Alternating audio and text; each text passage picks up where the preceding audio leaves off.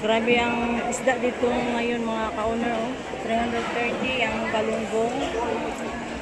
Yan na, pilang kilo ana oh? 100. To? 300. 300. Oh my God, grabe. Epekto po ito ng bagyong Tino at saka bagyong Uwan. Yan po. Ang mamahal ng mga isda ngayon.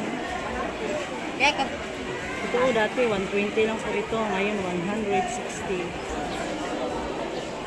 Yan po. 130. Hindi naman po kagandahan.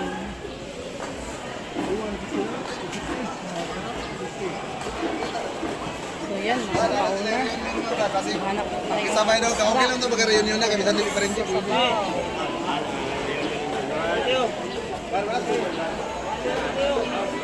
Ito ang dilis. Yan, 100. Dati 50 ang kilo.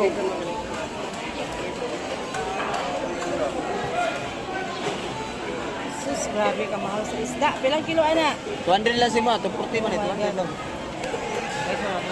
Ah, kayo isda nga. Frozen ang isda.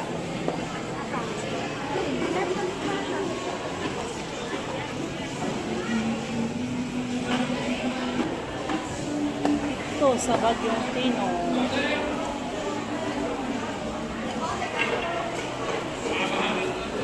Ang 6 kay meeting mo nila sa mga GKK.